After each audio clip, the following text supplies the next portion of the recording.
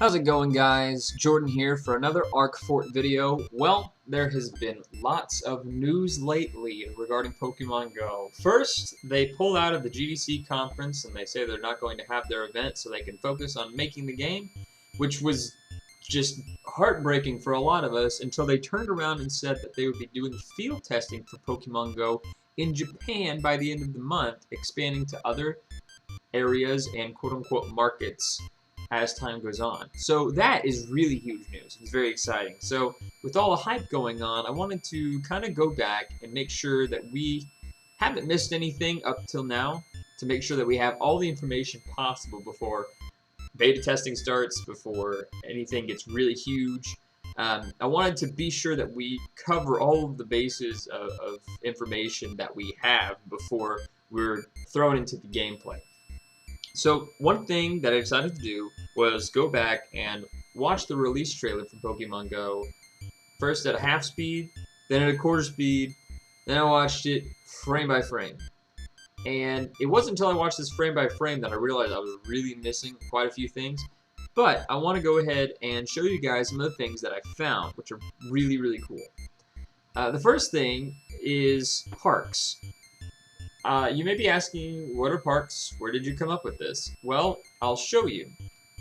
Our friend here in Tokyo, the one who starts off the trailer, he's wandering around Tokyo, he's looking for a Pikachu, and it says that he's in this region. I guess it's his region icon where all the other regions are located, and it's gray and it says city. So he's walking through the city. This makes sense. It looks like he's in a pretty urban setting. Until he turns the corner to see the Pikachu, and just before he turns to see the Pikachu, that icon above his heads-up display says Park, and it's green.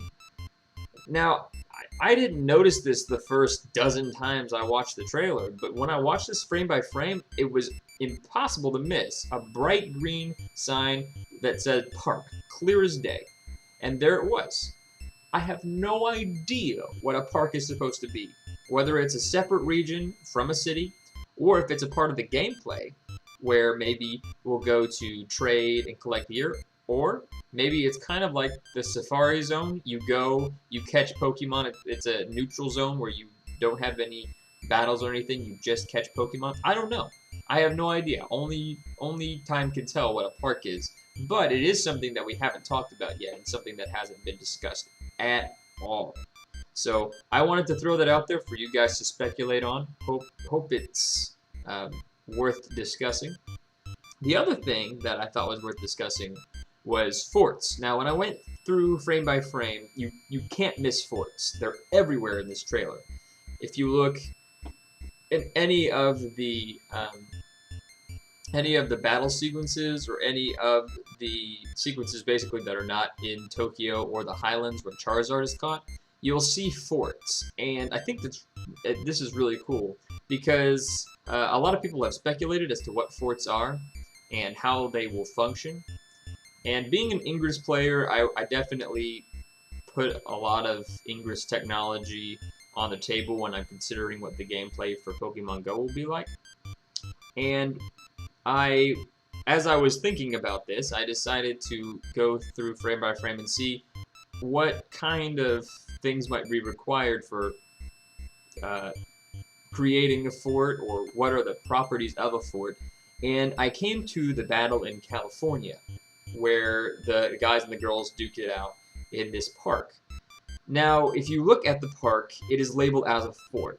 It is labeled as a red fort, which I guess means that it stands for the red team, or that it's owned by the red team. This is what's interesting about this particular fort. Take a look at this.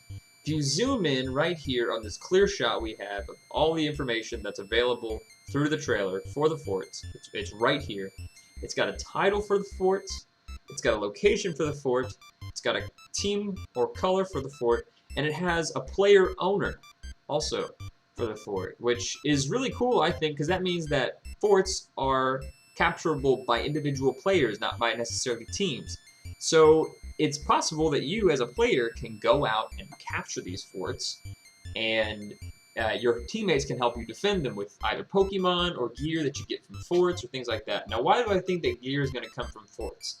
Well, anything that is captured like an Ingress portal and is held like an Ingress portal and is owned like an Ingress portal, probably has a lot of similar properties to an Ingress portal. And as such, it may be the main means, like an Ingress, that players are able to receive gear. Now, in Ingress, if you haven't played it, then you're probably not going to be able to do the beta testing. But if you haven't played it, I'll explain real quick that portals are the main focus of the game. In order to get more points, you have to first capture portals using gear that you get from hacking portals, and then you connect those portals to create fields, triangular fields. So the best way to get gear is to get together with your teammates, and together you can make higher level portals to get better gear for yourselves. So I'm sure that the same properties will apply for forts. You will have to work together with your teammates to upgrade a fort so you can get better gear and hold it with stronger Pokemon and things like that. Now that is just speculation. If I'm going to be completely honest, it is completely speculation. But it isn't totally out there to believe that these kind of things would happen. What isn't speculation is that these do have individual owners, and for people who are complaining that it's going to be like Capture the Flag, and that Ingress is just a game of Capture the Flag, clearly they've never played Ingress. So I want to let you guys know that this is what we know about forts, and it hasn't really been fleshed out too much, but I hope you guys will discuss it, look into it, throw me your own speculations as to what the gameplay is going to be like based on this information. I want to hear what you guys have to say. Anyway, thank you guys so much for watching, and have a good night.